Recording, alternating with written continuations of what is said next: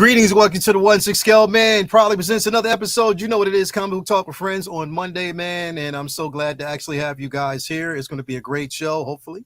Goes off without hits, depending on how you actually receive it. But it's definitely going to be a great show. So glad to have you guys here. Do me a favor before we actually go deep in on the conversations.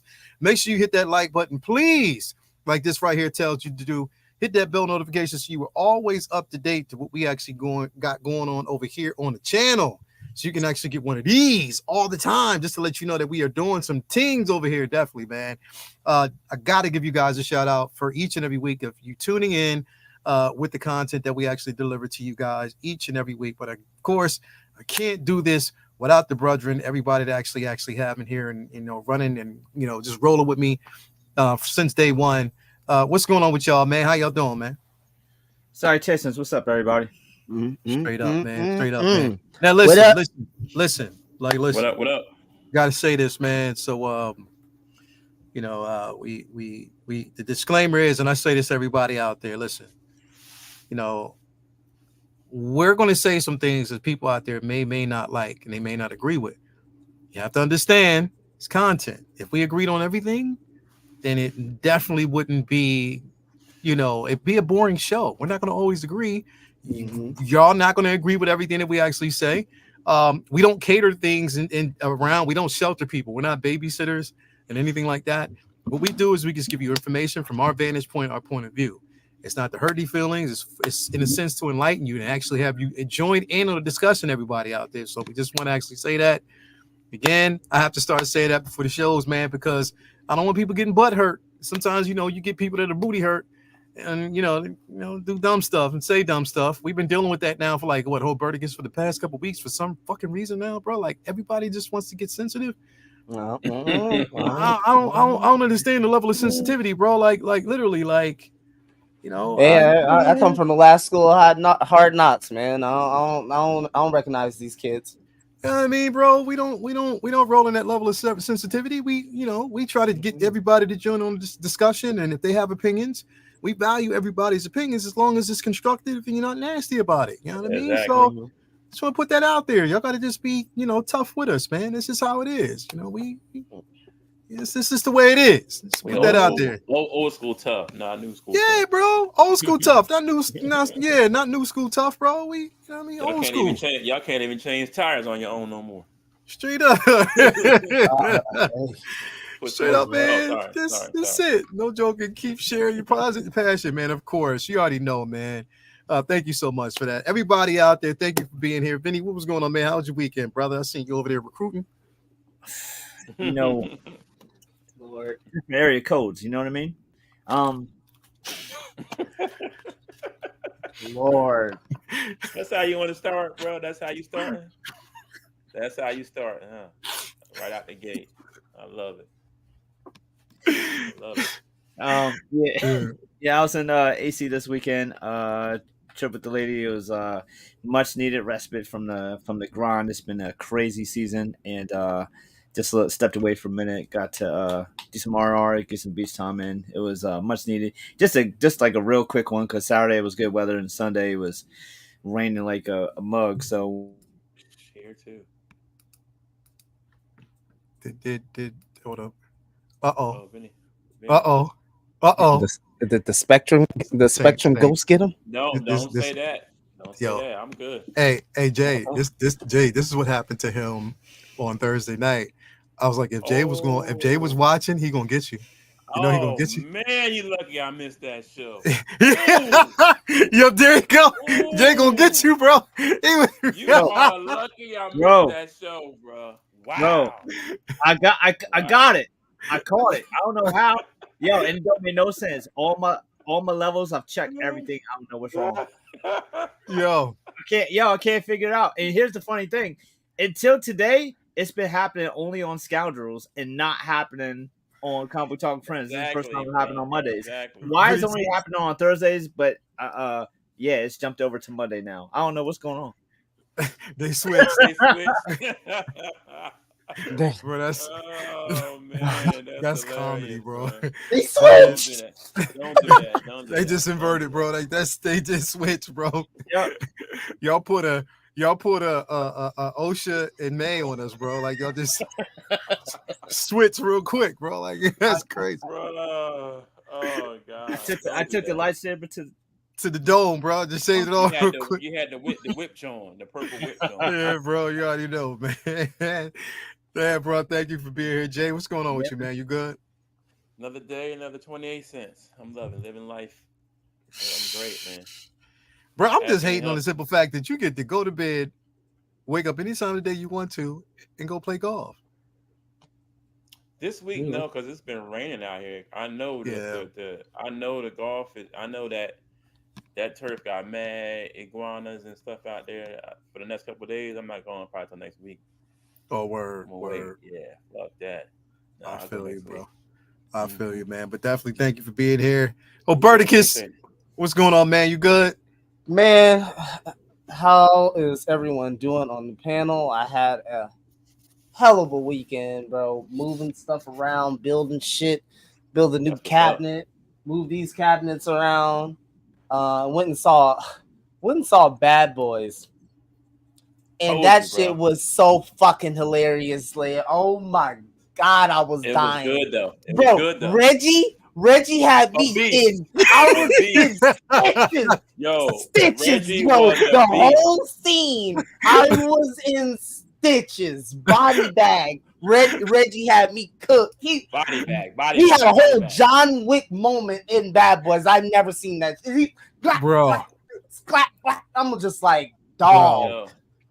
Bro. I ain't never laughed so hard, bro. I was laughing so much. Martin was on 10. Like this was, I don't know. This was like national security Martin. This was like, I felt like he was a return to form where it's just like everything hit for Martin. Like they put him in the right spots in each part of that movie to make it work. There was a part where, bro, they got to, bro. There was a part where Mike or Will was like, he was just really deep and introspective, and it was a really like stressful part in the movie and shit. And it like the music started playing, you could hear the heartbeat, and then Martin just said, and smack the shit out of me, bro. Bro, when he smacked him, bro, I was no more good. I was no more good. Yeah, bro. I think that nasty Mike. Bro. They and bro, it was worth the money that this movie has earned. It was worth it, bro. They are going to make another one, dog. They got to, bro. And then to see that character Mike Larry suffer with anxiety. Mm-hmm. Yeah, bro, I think that was a really nice touch. That to the T, bro. Yeah, he did. He definitely did, bro. Like, really nice touch. Will can act. I don't give a fuck. Nobody say Will can act. Yeah, I think you're always reminded of that when you're watching this, like in parts when you're watching this film. It's like, oh, he's the cachet actor here, and all of this, right? He's the cachet one. Like he's the one that brings all of this together, and gives it its credibility while it's being funny. You know what I'm saying? What about Vanessa Hudgens on them steps, bro?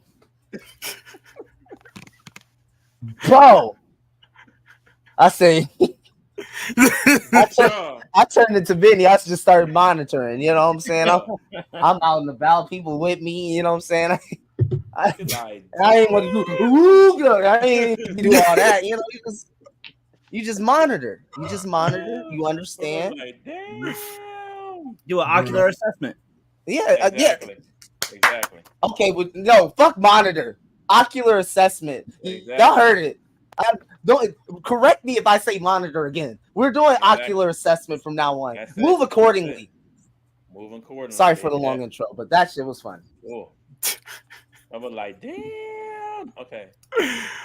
Yeah, it was such a good movie, bro. I definitely enjoyed it. Like but yeah, bro, like when he had that John Wick moment, bro, Reggie. And bro, it was funny because he kept the same face the whole way through, bro. Like it didn't. He never changed his face, and that's what had me dying so much, bro. I was like, yo, this dude. Yeah, they're gonna do another one, bro. and then he gonna do the Jedi pip after this. Oh my bro. They definitely gonna do another one. Like they gotta keep it up because they are definitely in the space to keep it moving. So the son, is he going back? Is he going to like Mexico? Well, I guess who knows? Who knows where he's going, but I know basically like he's hiding him away, temporarily for right now. So there's a lot to go with the character, but he might try to get him like magically exonerated or something like that. And something gonna happen. Try to bring him into like law enforcement or somehow, like bounty catching or something. That might, something gonna happen. Something gonna happen with him. Yeah, something like they're gonna reconnect a certain way. How they do it, I don't know, but I think it's gonna definitely be dope. But I can't wait. I can't wait for it. Did anybody else catch Quiet Place? Yeah, I saw it on Saturday, bro. I heard that was jumping. Yeah, it was jumping, but it was heart wrenching, bro. Like it was. Was it good? Super emotional. Yeah, it was super emotional though, bro. I think we always talk about like how Lupita Nyong'o, like there's certain films that I thought she should at least got consideration for an Academy Award. Definitely. What was it? Us. She should have because her performance and it was phenomenal. Yeah. But this, bro, like how if you haven't seen it, I don't want to give it away of why she's in this film. But there's a certain weight that she gives the character, and instantly from the way you see her, bro, she plays it in a way that you're just like, oh man, really? Like, wow, like this is where they're going with this, but it makes sense to there's something that she's after, but once you see it and she gets to that, because it'll make you mad at first, but then you'll be like, oh, now I get it. And then when you see it, bro, I almost broke and choked up a couple times. Is she with her kid? Is she a mother in the movie? She got a kid with her? No, you got to see it. You got to see it. You do that. You really got to see it, bro. Like you got to do. But her and Quinn's chemistry together was fucking phenomenal, bro. It was fucking phenomenal the whole way through. But Vinny, I guess we have to suspend our disbelief about the cat, bro, a couple times. Yeah, I think the cat was. That cat was funny, bro. But it was definitely good. It was definitely good. Anyway, don't want to take too much away from everybody out there. Let me see who we got in the chat with us today, actually watching and holding us down. We got Louis Labitty in the building. What's going on with you, brother? My man LL in the building. Who else we got? Amber is in the building. Thank you for being here, Den Mother Amber. We got Blazing Asian. For all the horror fans, keep an eye out for Long Legs. Yeah, bro, I heard about that. I heard about that, bro. Ooh, boy, yeah. Mauler 2745 in the building. Thank you for being here, man. As always, Dirk Diggler stunt doubles in the building. What's going on with you, brother? We got my man. Malika Mabane for WRNR Radio. Who else we got in here? Charlie the Unicorn is in the building. Docinator's in the building. What's going on with you, Booty King? What's going on, brother?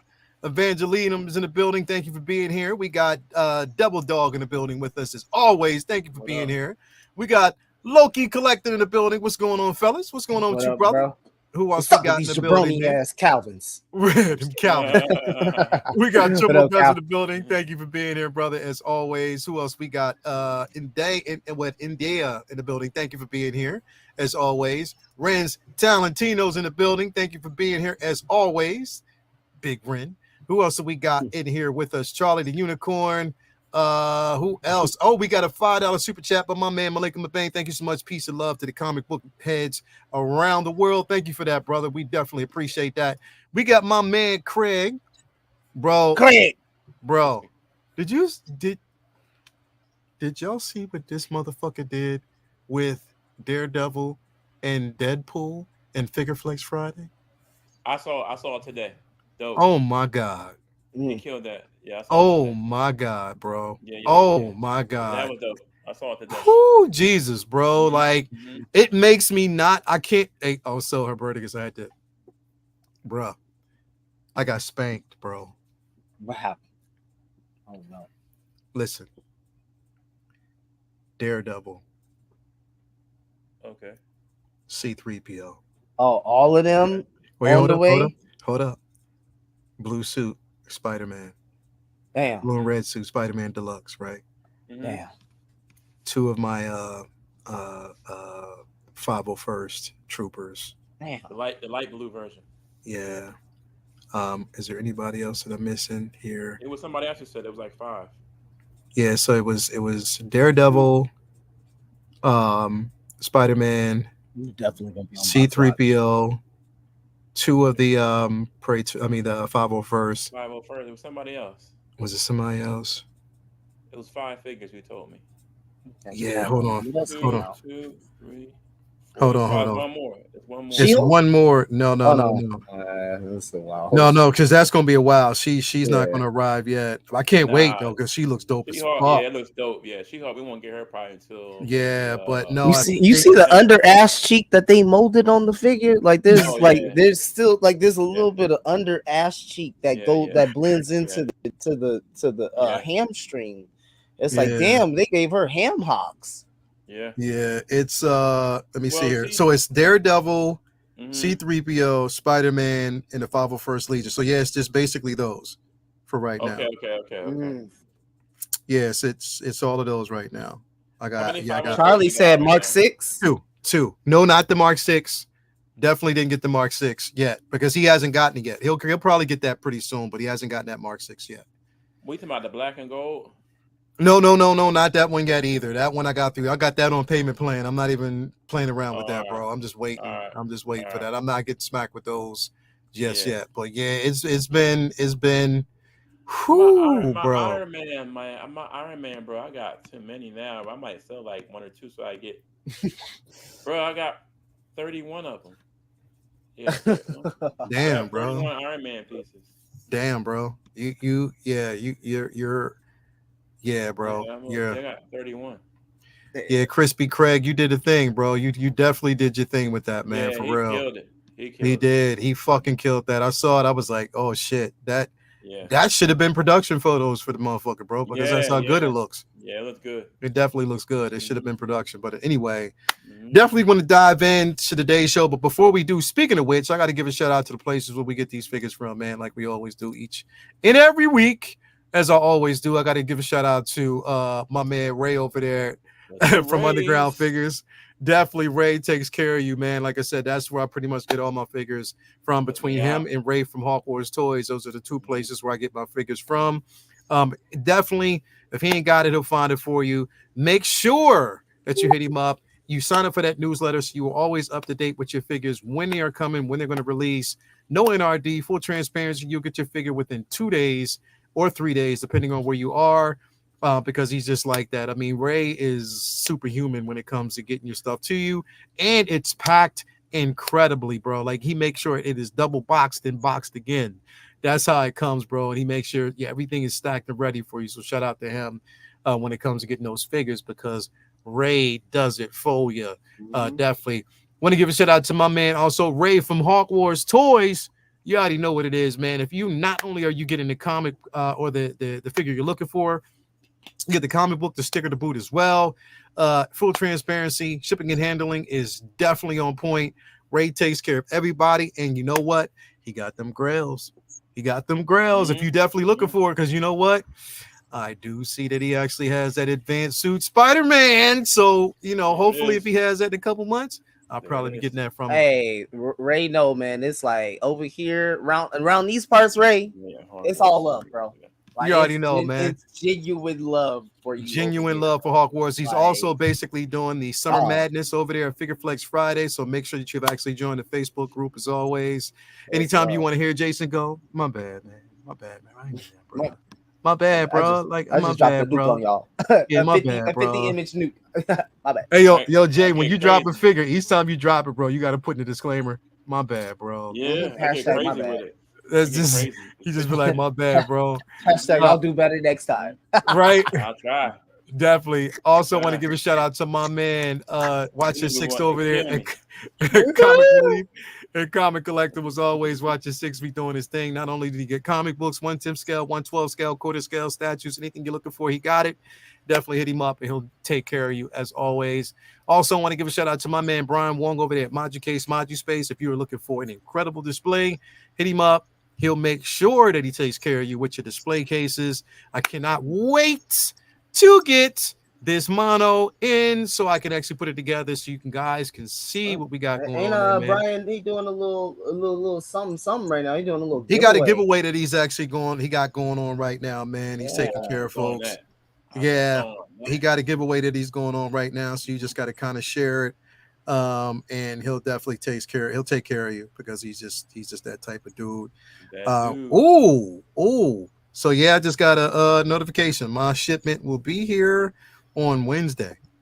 See, he hit me up today, and my figures, they arrived on Wednesday. And I got my my day off on the 4th, so you know what I'm gonna be doing, bro. There's a couple things I'm gonna be doing on the 4th, man. I'm gonna be, probably rearranging his room. I'm gonna head over to Vinny's room and see what's going on over there because he's gonna have the, he's gonna have the worker bees outside cooking. So I gotta definitely be there, bro. If I don't answer the doors because I'm rearranging.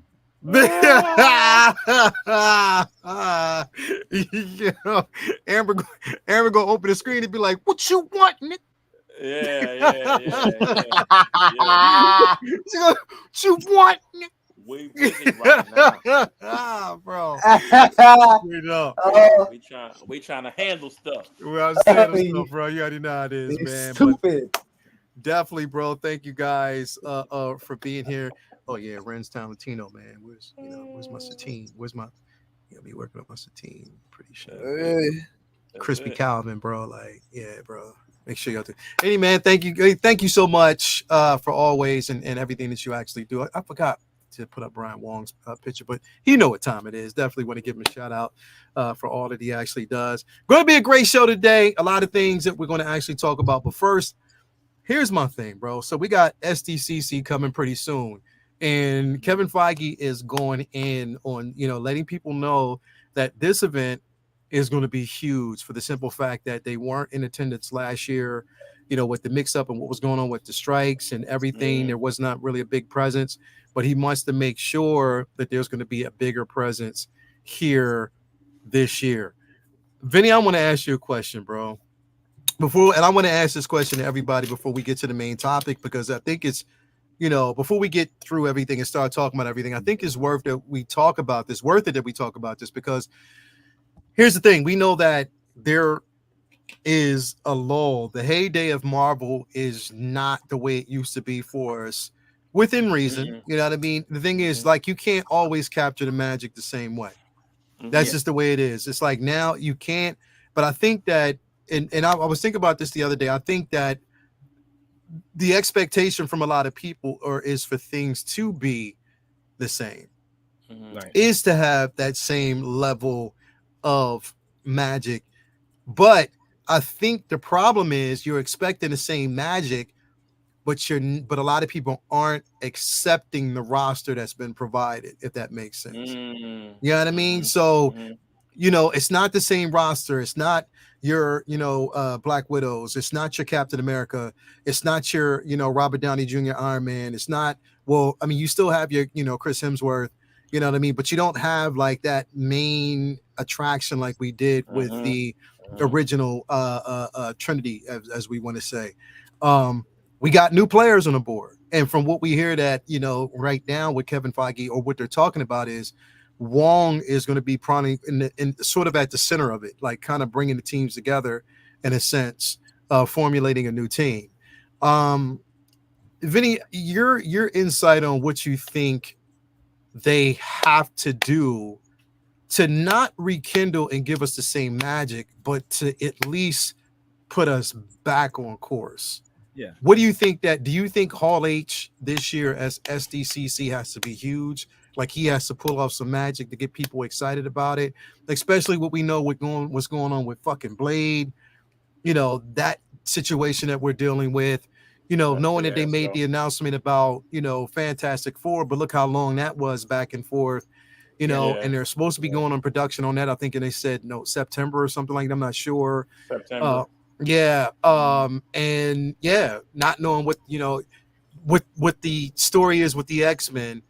How do you think? Do you think Hall H starts with Hall H, or do you think it just more so starts with just production of everything or anything without them talking about it? It's like, stop talking about it, be about it type of situation. What you think? Exactly. Yeah. Yeah, it's really tough because they used to tell you what was coming, it would hit, and it'd be a success, and then you'd have a few times where they weren't exactly as on point as they said, and then now it's like they don't really know what's coming. It really didn't hit when it did come, and then once in a while there'll be a great spark that was dope. So it's kind of like the opposite of what was going on before. So they have their work cut out for them. I don't think it's impossible to get back on another streak, but I do think it's impossible to capture the magic that they had when they were undefeated. Yeah. In a sense, they were undefeated, and not to say that none of the films missed, because absolutely you had your Thor 2s and movies that didn't do well, but on the whole, the confidence that most of the community had for, you know, the studio in general was like, even if a movie didn't hit, it like served a purpose, and it was a puzzle piece that was necessary whether you were a huge fan of the film or not. And now the difference is uh films that there's films that don't hit and aren't even a part of something bigger, so you don't even have that, well, I gotta go because it's part of a large story. That aspect is very important, and it's something that they've kind of fallen away from, and yeah, almost intentionally, like they don't want to, in certain cases they don't want to be handcuffed to having to always have uh continuity driven universe, yeah. which is part of what got them to the dance, because everybody was all in it together. You couldn't miss nothing because you would feel like you was lost. Hey, But some people asked for that, Vinny. Some people asked for straight up Marvel movies that had nothing to do with, you know, what was going on. They just wanted characters, you know, introduced. Some people asked for that. There probably wasn't me, but I do remember that sentiment being expressed, even in conversations that I had personally. what's frustrating is that's a double-edged sword, because there's Yeah. absolute pluses to that. I mean, there's films like, say, even Black Panther was very much removed from a lot of what was going on. That movie didn't have a lot of ties to the other films around it, and I feel like that helped it, because when you watch a movie like Black Panther, they're not like forced on this linear path to try to make it fit in with all the other shit that Marvel Like, was who's doing. Thanos and who's Iron Man and who's, like, they don't even talk about that. They just focused on that story, and it helps. So it's not always a bad thing to like tell a singular story. However, when it's a bad movie, you don't even have the, well, I don't want to miss out on, you know, this, because even if Black Panther's film itself didn't have anything to do with other Marvel characters, you know, I mean, of course there was the Bucky after scene, but but Black Panther was about to be in other movies. Now you have a movie like, okay, like let's say Eternals, which which in many ways seemed like it was separate from the Marvel universe, and then hasn't been brought up again. So it's like, okay, so now you have films that are doing its own thing, and if they're bad, then it's like, well, you don't even need to see this because it doesn't even tie into any of the other shit. So like, what was the Marvel formula with this one? So it's a very complicated puzzle that they had, a formula that they were going off of for a long time, and it was tried and true, and then you have this imperfect storm of celebrities' salaries kind of maxing them out of being useful anymore, and story decisions that lost their strength. They just weren't as strong as they used to be. And then you also have what Disney themselves have been saying is prior a priority focus that had kind of shifted to being about different metrics and diversity and things that they were trying to maybe force in some ways. And whether you believe that or not, it's something that is a part. I don't think it's the whole reason. I think it's a small part. And then on top of that, you have, I feel like, you have COVID and writer strike and all these things that added to it too. And then on top of that, I think it's the elephant in the room. Above and beyond all things, I think what's going to, what has affected this Marvel universe is you have Fantastic Four and X-Men, which have the ability to be your Thor entering the battlefield in Infinity War, and it's so far off. So I feel like a lot of Marvel fans are like, fine, y'all can't afford Robert Downey Jr. anymore. Fine, Chris Evans is hung up the shield. Fine. What about Fantastic Four? What about X-Men? And like all those things that fans are so hungry for. Like look at 97. Everybody ate that shit up. And look at Fantastic Four. Many people, including myself, like that's what my, focus is on a million times more than Deadpool. That's still like a ways off. So they have and so in many ways, Marvel just feels very DCU right now, where like, okay, that sucked, but we got some cool stuff coming in like 5 years. Just sit tight. Like what? It's so far away. And it used to be where when you're winning, you got home field advantage. Like everyone's patient because all right, the last thing was cool. All right, the next thing's come. But when you lose, that next game is a lifetime away until you get a chance to go get at bat again. So I think that it's just like anything. When momentum, I think that that's the biggest thing here because you have all those reasons why they're struggling, and momentum goes both ways. So they're just on this roller coaster of momentum that's just going the wrong way. But they have potential for all these things to swing it the other way, but those things are so far away. And I don't think Deadpool is the thing that swings the momentum the other way. I think it's a thing that's possibly going to be a positive. But the things that I feel like will actually get the ball, swinging the other way and give them the momentum they need is stuff like Secret War and Fantastic Four and Kang Dynasty and all those things, which are still not even in, like, they're not even in the thought process yet. They're not even in production yet. So it's very frustrating for Marvel right now to put themselves in position. And that's why I feel like the dumbest thought process that they could have is, oh, it's just about quality versus quantity. And then, so we're just going to do one movie a year and that'll fix it. It's like, all right, well, what if that one movie sucks? Now you spend a whole year and everybody's shitting on you.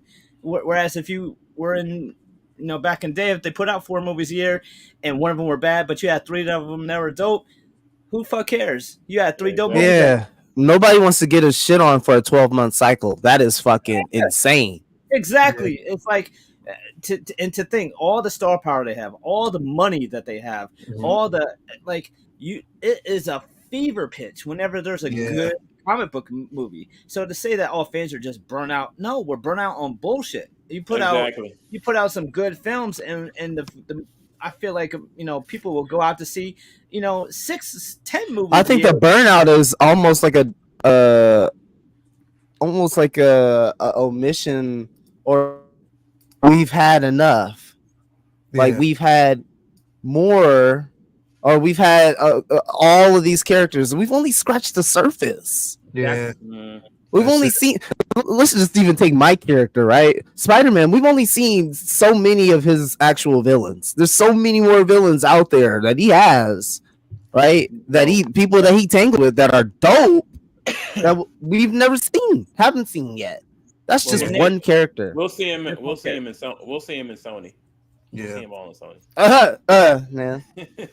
But what's crazy is just like you mentioned Black Panther. They didn't have the whole super immense continuity thing going on, but it was the presence of continuity. Like somebody might have mentioned Iron Man or mentioned something about Captain America or something. You know what I'm saying? So it wasn't overly saturated with continuity, but the presence of continuity was there. This last phase that's went through that we've had to sit through has had none. It's the crazy part, bro, is and I just sum it up with they have to stop underestimating the fans' knowledge of the IP. Yeah. Because you can't think that, okay, because we live in a space now that for us, I think from our generation, we were more forgiving about the content, even regardless. I remember, like, going to see the X-Men for the first time on the silver screen, based on my interpretation of what I knew of the X-Men, just growing up, me being an avid, and just like a really, really rampant X-Men fan, collecting comics left and right, from the late 70s going into the 80s and into the 90s, early 2000s. I've been an X-Men fan from day one. So seeing that movie on the screen, it was like, what is this? Yeah, I think you underestimated the fans, because there are people out there who've seen these films and we love them. I mean, we've read the books, but seeing this film, we know that it's not okay. Look, you're not going to be the exact interpretation, but the story has to have at least a connection to the blueprint. And a lot of them didn't. They got to stop underestimating. They had a run. They were on that run for almost 12 years. From what we actually got, they were on a run back and forth. Even like, definitely like a movie such as Captain Marvel, which I liked the film. I just didn't like what they did with the Skrulls. But how they tied that movie in to Endgame was special, especially at the end. That's what I'm saying. Like the continuity and the cohesiveness of these films haven't been up to par. And the only thing that I fear is, okay, now Hall H, now you want to kick it in gear and you want to say, okay, now we want to make it to the next Avengers film, the Avengers 5. Then we want to get to Avengers Secret Wars. Okay, but how are you going to basically kick the gear in now, right? Just right now, you're going to start that right now, but you still have to tie the films that came before it. You're going to have to try to figure out how to make that, have that make sense. And it fits, basically with the story and the journey that you're taking us on. So they have to, and I think, and I honestly say this, bro, as much as I defend, Marvel, as much as I defend Star Wars, as much as I defend, DC with some of these studios with, just wait and see, at the same time, playing devil's advocate on both sides. Okay, I understand the studios and their approach and what they have to do, but I just think that they've been very short-sighted when it comes to the fans. Like literally, when it comes to us and absolutely right, our knowledge of these characters, because you're saying that you want to bring in new characters, not new characters, but you want to bring in a new audience. Well, that new audience is just as critical as well, because that new audience, they're readers. They are readers. There's a lot of readers there, and they go back, and I think they're even more hypercritical than we are. I thought overwhelming fan enjoyment was the overall ultimate byproduct of the entertainment industry. Right. Somewhere along the line, shit got fucking twisted, dog. Yeah. Very fucking twisted. These last 10 years, man. Suits. 10 years. The Suits. Yeah. Suits came in. Let me tell you, Suits came in to video games and they fucking that shit up too. Right. It's battle pass. It's somebody with an office who wants to. Who it isn't enough that you are making a, let's just say Spider-Man movie. It has to be my vision of Spider-Man, so that way I justify my salary. Forgetting the fact that the people playing these games, the people watching these films, are people who are in part girlfriends who came along, or boyfriends just came along, or moms that are just throwing on Disney Plus when they're bored. But in fuller, bigger sum parts, rabid fans who've been reading these books for years, decades plus, and not just that, but wanting to have a gateway to get into the books. And I feel like in their attempt to go after casual fans who don't give a shit either way, they often shit on hardcore fans or rabid fans, feeling, oh, they'll go no matter what. We have to focus on getting the people who aren't into these films into the theaters, and the readers, the people who love it, they will go no matter what, because it's a comic book movie, so we don't have to worry about them. Forgetting the fact that all the instances in which movies have made over $1 billion or even close to $2 billion have been instances where they relied strongly on source material for their motivation. So every time they think like a corporate round table of fucking suits, they lose. And when they think of like for you by you, they win. So how many fucking decades of this do we have to put up with? Because it's like a vicious cycle of winning with this formula and then going, all right, cool. Well, now that that worked, let's go back to trying to fuck everything up in order to get this 0.001% of the audience's dollar that we don't have yet. That's what kills me. That's what kills me. You're Yeah. reaching out to people that don't even know the IP. That are casual comic book fans or casual people that pick up a comic or a figure every now and then. They don't even have the love for the books or the IP at all. Like real fans. Like I It's hate almost that, bro. a MO in some cases. Like stop focusing on source material. Like we don't want Yeah. you to know about it. We don't want to care about it. We want it to be ours. And the problem with that is if you don't know the source. All right, one of my lifelong mottos is know the rules so you can break them properly. Exactly. If you didn't learn how to do the job the right way and then twist it and try to make it better, then you're doomed. If you just completely throw out the handbook and never read that first, you're not going to know how to tweak the rules. And just like you work at a job, you got to learn how to do it the right way, and then you're like, yeah, actually, don't tell them, but we do it this way. But you can't just learn that cheat code way. You got to learn how to actually do it first, so that way you know what to change up. Now they changed up like stuff like Ultron's origin, but like they knew what it was. They just felt like, all right, if we do it this way, we could tie into more things. So they've made changes to the source material in their hit films too. But when they did it with like thought and concern and like, all right, how can we tweak this to kind of make it fit into our story?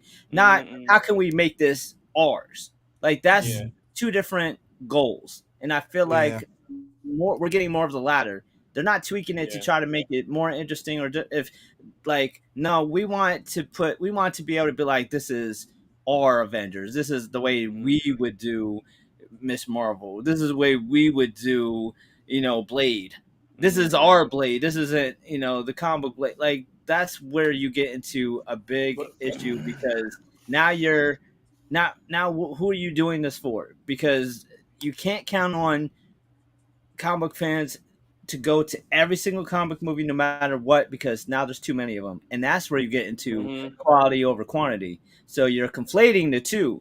Yeah, we ain't gonna go just see any old bullshit no more, but that don't mean that we don't want to go see comic book movies no more.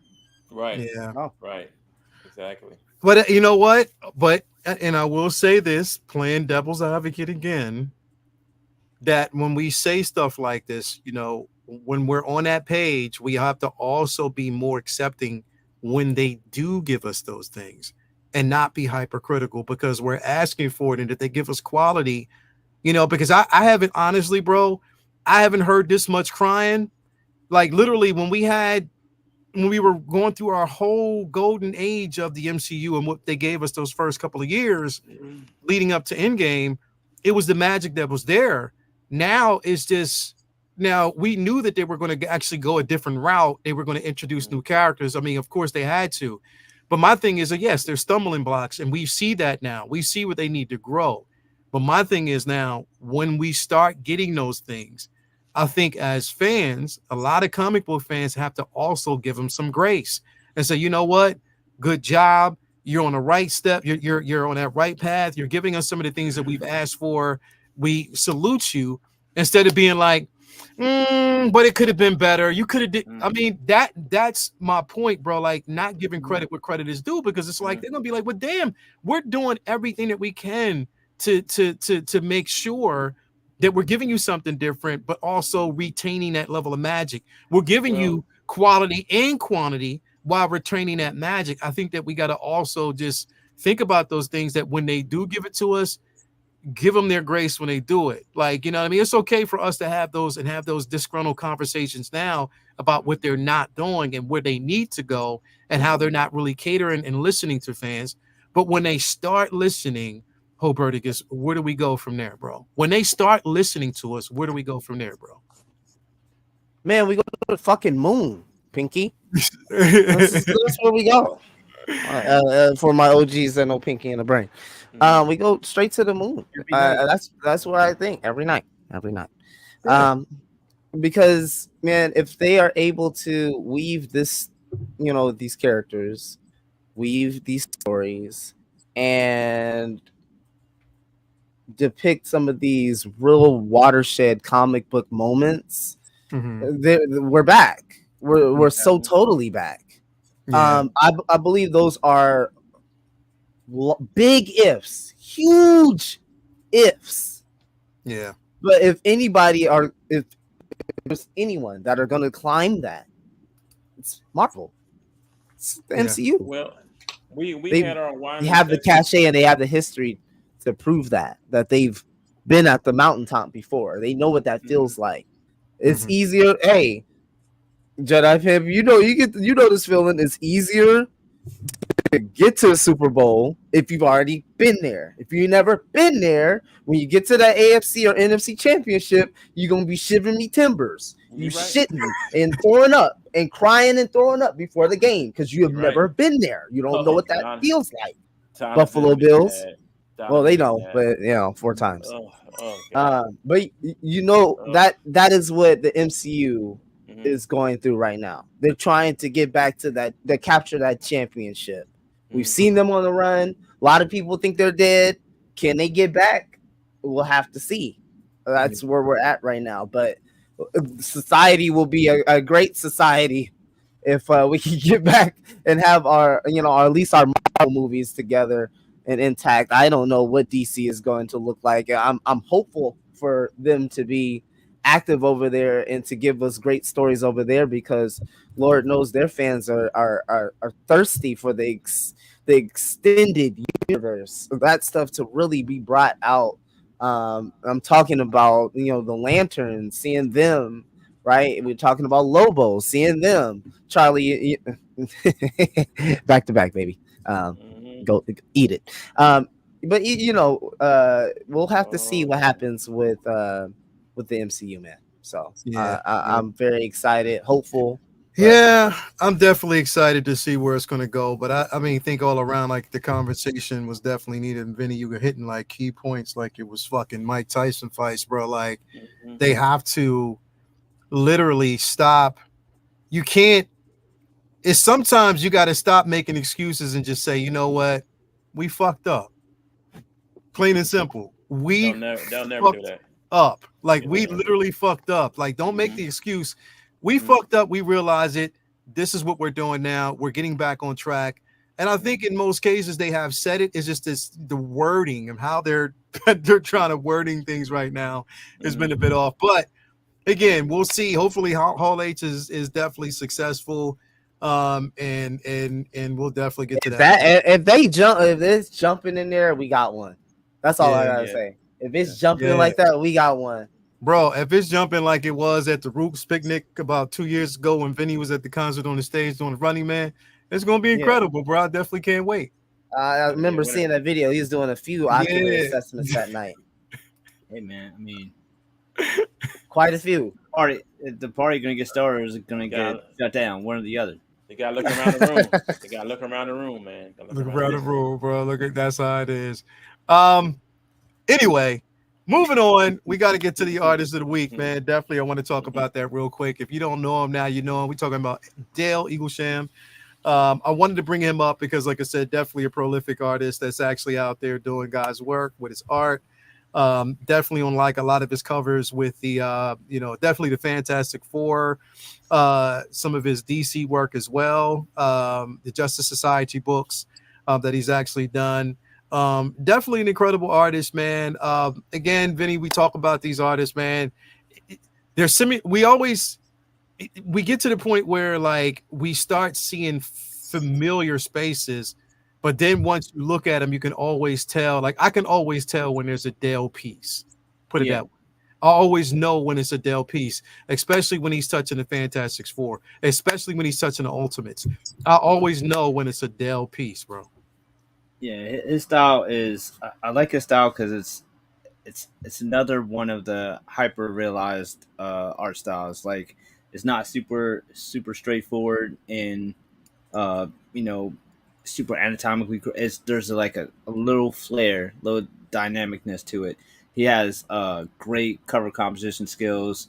Uh, another artist who excels in collage pieces with multiple characters, and unlike some of the artists who do well with that, he always likes to throw in a bunch of background in his jam pieces too. So you'll see a bunch of characters, but yet you'll also see a bunch of background chaos going on too. So he has like a really cool busy style. He has some great symmetry with his colorists. There's always like it always adds like a lot of flair with coloring on his pages, and I'm not sure what he does in the process that really like kind of allows that marriage to really grow. But there's always so much great glowing and color effects that aren't like necessarily like super digital influence, but just very very popping pieces. Like he always has a lot of pieces that are like this, jumping off the page, that you always great composition and poses and angles and different ways he puts these formats together. Good interiors too, just great storytelling, and I like his style because he is kind of like under the radar a little bit, so he's not always on like the most you know sought after super high profile books. Sometimes he'll do more low key stuff, and I feel like somehow he just always like grabs your attention. Like like so many panels, just like you don't just like are reading and just like are flipping through because you're reading a story. You're stopping and checking out the detail and like seeing what all you might have missed in a panel or a splash page. Like these are some great examples because again, it's not just a bunch of characters. You have a lot going on with the surroundings and you're in the city or wherever they're at. There's a whole bunch of great detail in the background and stuff like that. And I respect that as an artist too, because it's always a lot easier to just throw on your Superman or your Batman, knowing that most people are just going to be looking at that character and then just moving on. But for those of us who really appreciate art and study the pages as we're reading them and enjoying our comics, like sometimes we're checking out the background, what's going on in forefront and background, what's going on in the whole page and all the different panels. And I think it always just makes it even more compelling when you see so much extra life added to the book with the the surrounding details. It's just a big thing for me. So I always dig his style and how much he clearly puts a lot of work. It's like this is work ethic right here, because it'd be a lot easier to just have him standing there with just like smoke in the back so that you didn't have to draw all that shit. Yeah. When you put it to mind, the depth of field. Yeah, absolutely. Or how? Is that how or Sinestro? I can't tell. Sinestro. That's Sinestro. Oh, okay. I can't see the face. Like you said, it's like it's got a flair to it, but it still remains in this somewhat realistic realm somehow. Yeah. And I like when you said earlier, Vinny, when you're talking about like the depth, and it really kind of caught my eye because that's something you really don't get a lot of. Now that you think about it, it's like yes, sometimes there is depth in a lot of books, a lot of covers, panels, but man, a lot of his stuff, man, just seems like he goes the extra mile to add that detail to set the scene. Really, you're seeing like and like you said, bro, like you're seeing like a lot of simplicity now in comics. Where the splash page, the pages don't really splash and they don't really reach out to you like it's like maybe you might have like maybe one or two characters featured on that front cover. And rightfully so, that's fine. But again, you want those covers that really speak and they capture you. We just want to know every single detail of it. We don't get that as much as we used to. It'd be a shame because the variants be having that spice, that flair to them that you wish that some of these like original covers, like because some of these original covers are so good, you want to go out and get versions of them. You're like, man, take all that fucking lettering off. I just want that. Like, some of this shit is that good. But that, like you said, Leo, that's like far and few between, just in my observation of what's out there. Do you think that they veered away from that because of time constraint getting out books? It's a combination. One there's obviously it's a deadline thing. Like you're gonna get more work. You're gonna get more work if your books aren't late, and if you're turning everything in on time, you're gonna get more work, and you're gonna and there's only. I'm sure with just like any other job with the economy now, I'm sure like, hey, if they're not paying me, like, why am I doing all this extra work? You know what I mean? So I'm sure that's part of it. But I also think that that's something that's been story as old as time. Like even going back to Liefeld, you think it wasn't just shoulder pads and not drawing feet and stuff. That was the other knock that he used to have too. Like all of his characters would be floating. You could look at any Liefeld book in the background, it's just like some hatches. That's never there's never a background. Like you never know where they're at. They could be in the clouds or space or the underground or the moon, and it's the same background. It's just some light and some squiggly lines, and that's it. And there's some other artists who do the same shit who are better artists with who do it anyways to kind of either to save time, to just be lazy, so or just for deadline crunches because they can't get the book in on time. Given to if they put in that extra detail. So the cast that go out of their way to make sure that that extra detail is in there, like Brian Hitch, like that motherfucker, like his background is absolutely always crazy. So always abstract, always crazy, always busy. Like, he don't give a shit. God. It's they're insane. So like the people who put in that time, I feel like there's a lot of people who don't maybe necessarily give it the credit it's due. But I always, as I'm reading a book, when I'm seeing the background detail and it always means a lot to me. So I always appreciate an artist who takes that amount of time and I try to savor it. I just feel like over the last 4 years, 5 years, that the artists have gotten away from the old school covers that we came with, having a bunch of people on there at one time, or because of time constraint, like you were saying. Like now you'll see a lot of headshots. Yeah, a lot of headshot, right? A lot of headshot books. It's easier to do a headshot than a huge composition battle piece. Right. They stay in that space because it's easy to to really pay attention to the detail. But I think that again, those books, it's okay, but it just gets to from a certain perspective. It's like, okay, it's not as appealing. You're quick, with the eye, especially we have a tendency to gravitate to something that's a bit more complex because in our we have this keen innate ability to want to solve things, to want to basically learn and solve the puzzle.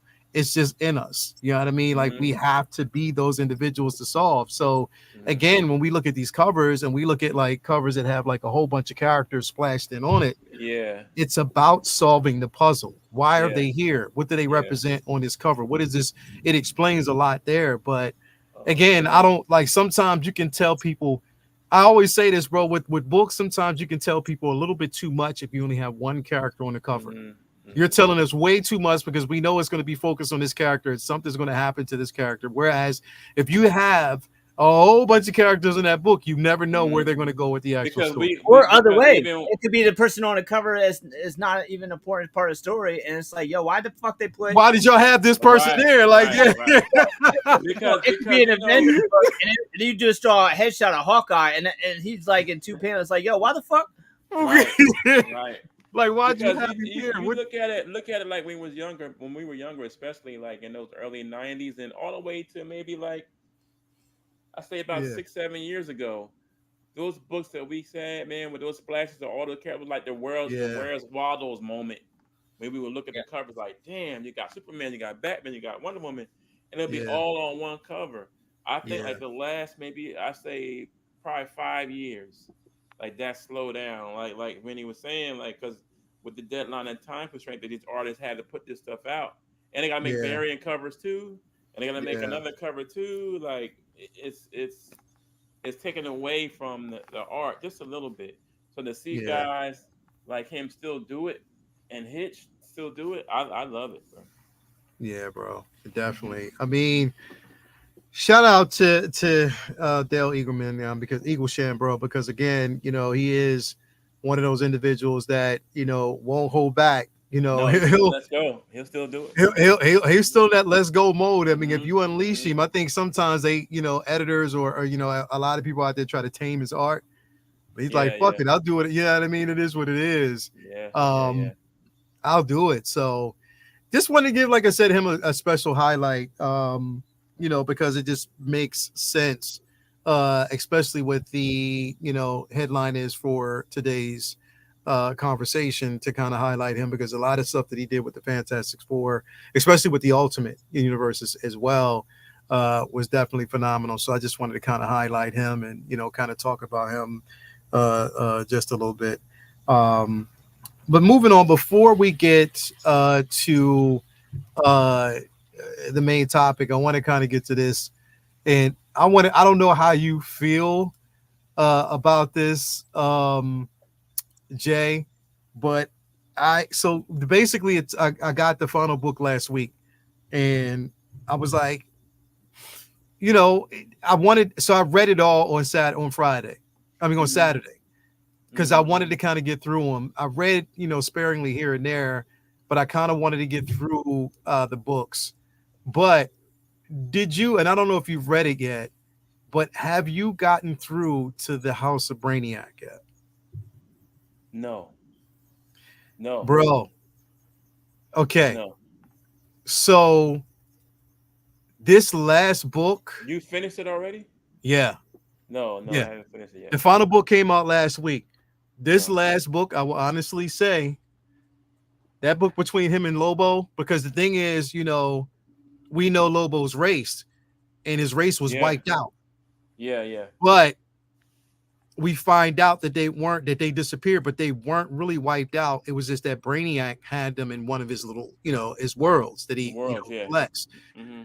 But we also find out Brainiac's reasoning for wanting to siphon the power of pretty much all the supers. You know what I mean? Mm-hmm. But then if there was a fight, of course, between Brainiac and I'm not Brainiac, but Lobo and Superman in this book, and it's phenomenal when you find out the reason why, but also you find out like really how Luthor is a selfish motherfucker. I hate bro. him, dog. The way Bro, they put him for this book here.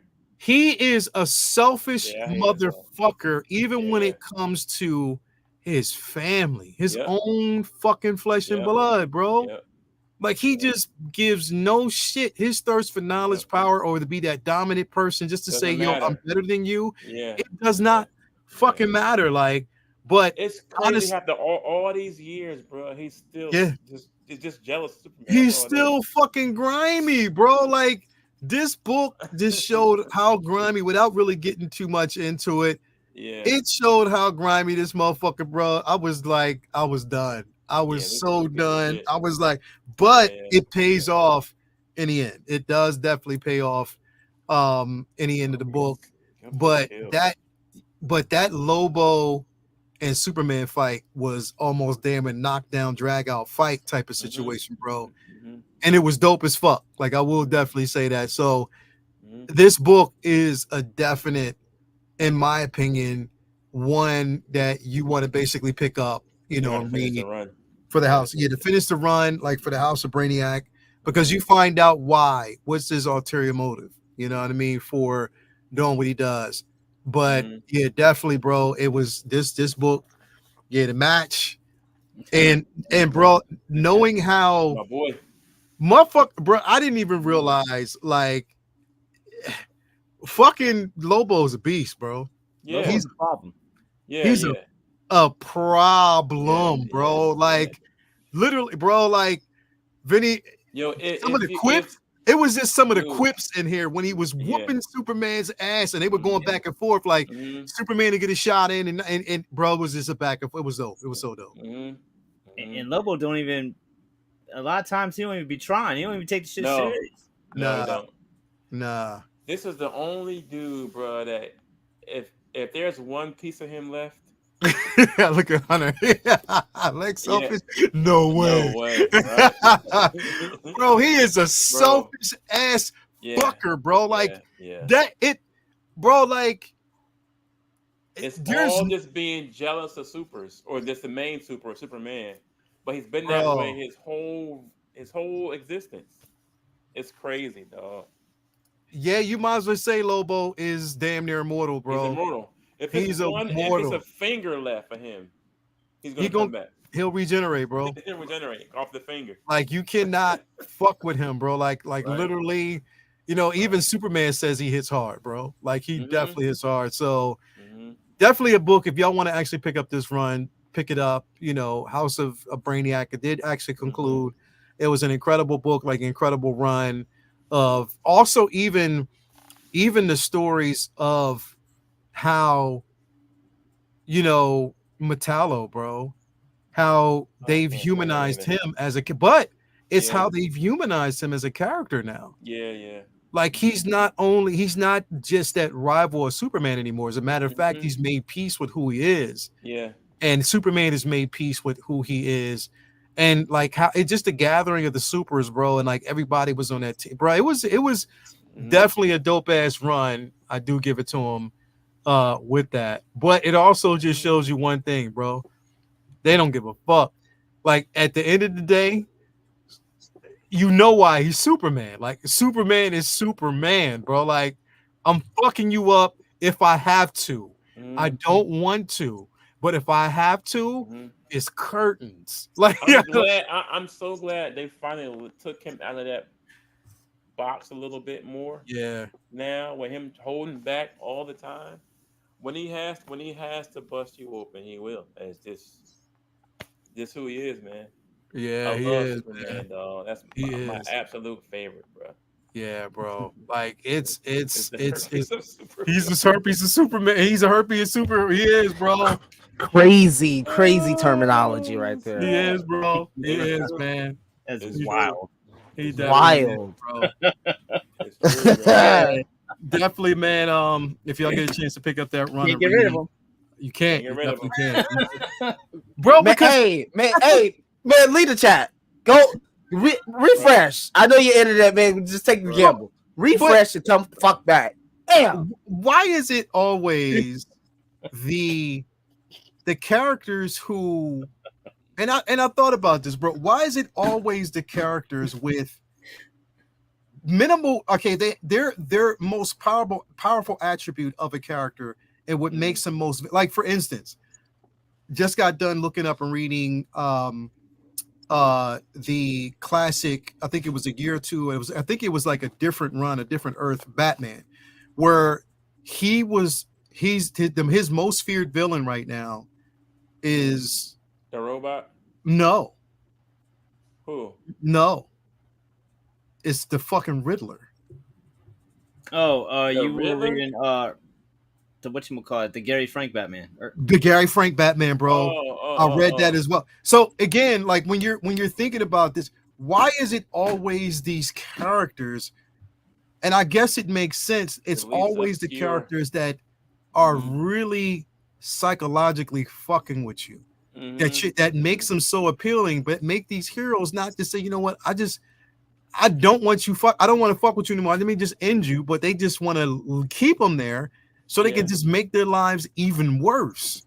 Like continue to do so. If it's not Lex Luthor the Superman, if it's not, a character like Joker the Batman, you know what I mean? Well, if it's not, and that's why some of the best villains are cerebral villains, because you have these super powerful heroes, and then their foils are usually super intelligent, which is why it's so funny. Right. Yeah, which is why it's so funny when people argue, "Oh, how could Batman beat Superman?" Like, well, look at Superman's greatest villain is another genius. Like, so obviously that's what it takes to beat Brawn. It's brains. It's brains. Exactly. Definitely, bro. And that's why, like, even I had this. Who was I talking to? I was talking to this guy named Sam.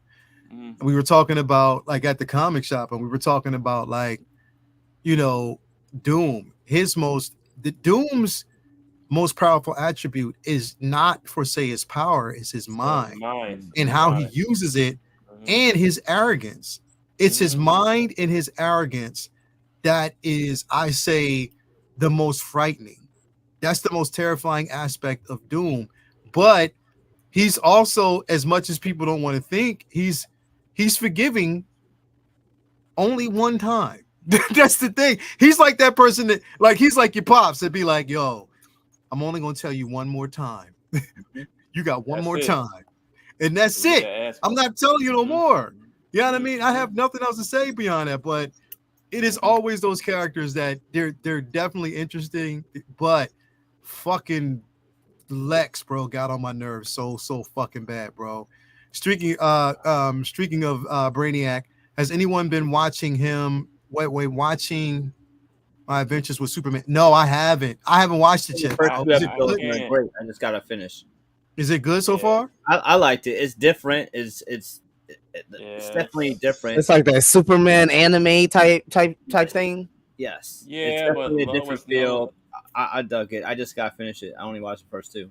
Lois knows who he is already and everything, and Jimmy's gets on my damn nerves. I don't know. It's all right. I've only watched like the last episode I watched was him and the what's his name? Oh God, the guy that took his powers. What's his name? Parasite. Damn. Parasite. Yeah. That's the last one I watched. It was episode 5, I think it was, or 6. I think 5 or 6. I can't. I'm not feeling it, man. Lois knows who he is right now. Like from the gate. This is like his first year in Metropolis. So yeah, like, man. This shit is. I don't like that, man. Like, it's okay. I mean, I'm trying to finish. I just grown to realize that when it comes to Superman, bro, like and UJ, like I don't like all that change bullshit, bro. All that fucking leave him the way he is, bro. Like all that extra shit just to appease or to appeal to certain readers, and fuck, that's not what it's about. Just fucking leave him the way he is.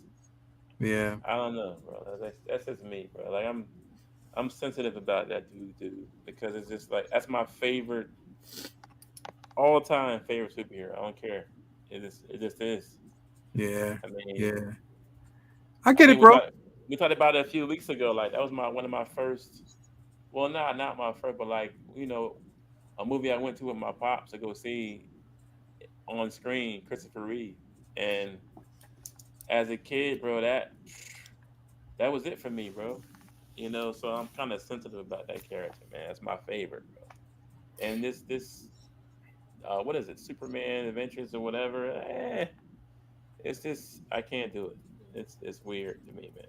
It's all right. I got Justice League. I got Superman, the animated series. There's so much shit we can fall back on. It's yeah. I watch the whole shit all the if time. people enjoy that, they can enjoy that. You know what I'm saying? Or, if it's not for me, I could bounce over to that.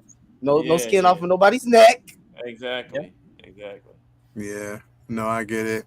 Before we jump into the final topic today, I do want to talk about this. So they basically said that again last week, Captain America 4 has wrapped its reshoots, so it's done. They're prepping it, and they're saying that the first piece of footage that we should get is at Hall H. We should get a trailer around then. Okay. They definitely have wrapped filming. They finally finished the reshoots and everything on this. Based on some of the synopsis and what they're talking about and how certain characters are going to be key in this, I'm excited, bro. Bradley is definitely going to be a key in this and what they're basically talking about. I hope they show him in his old suit, man. If that is going to be, if they carry that into this, and that is kind of like, I didn't want to say like in place of, okay, well, the dynamic of like how we had Cap and then he had Bucky. That was his dynamic. But then, had the Avengers. That was like Cap's like sub layer. I feel like Isaiah's going to be this Cap's sub layer. This will be the subtext for his hero journey. I was going to say hero ship, but like his hero, his life, like it's going to be the foundation for how we're going to, define his superhood, if you will. I So want to see I'm hoping that comes to light in this film. I'm not sure. I know there's rumors, conjecture.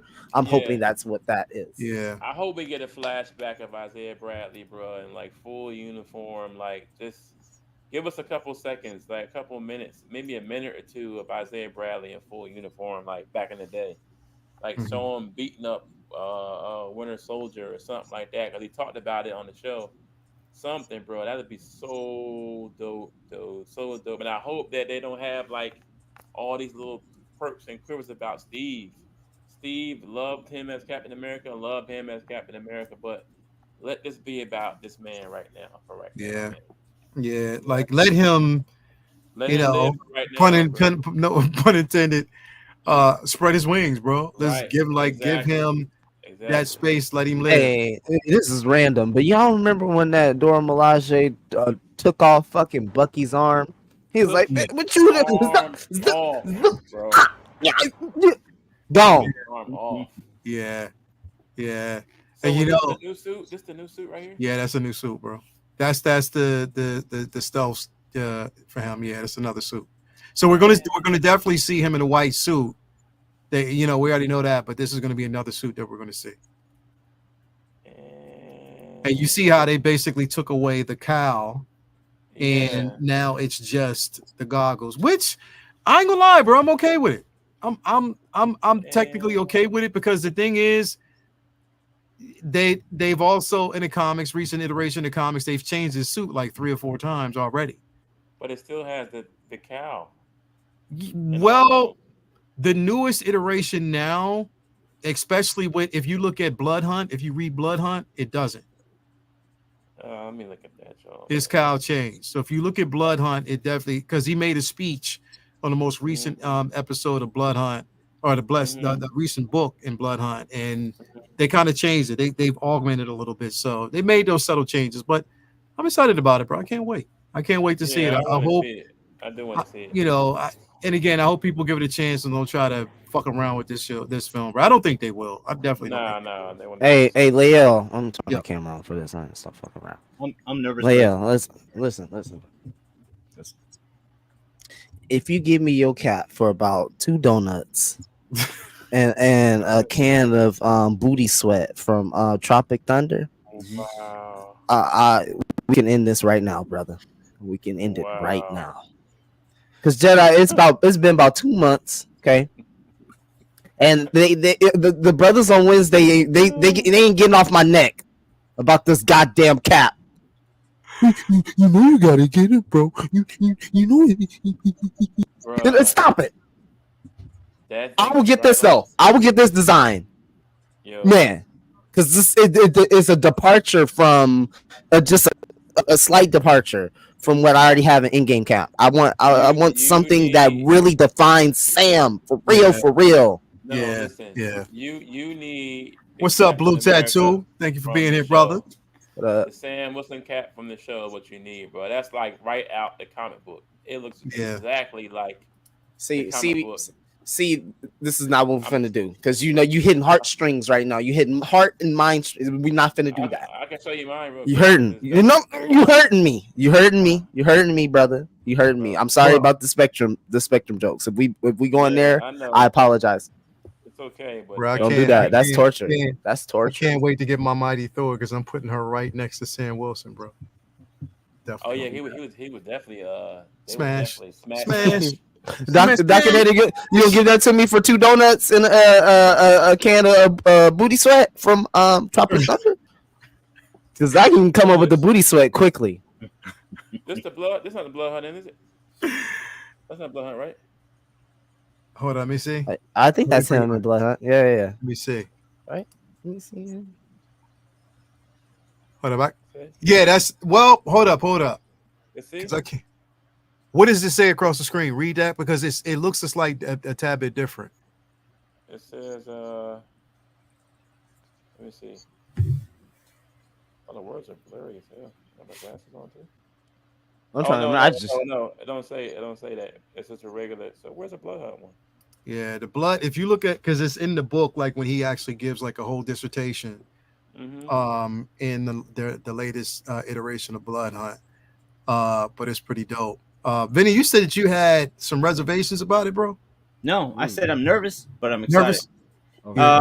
Yeah, just from like I try my best to stay spoiler free, but I've heard a lot of characters added to this. I just don't want them feeling like Sam isn't a strong enough character that they have to add, the whole sandbox to it to make it work, to support him and to support him because Anthony Mackie has written films on his own. Let's be honest, and I think that's one of the reasons why they brought him in. It's because he has cachet and people recognize him.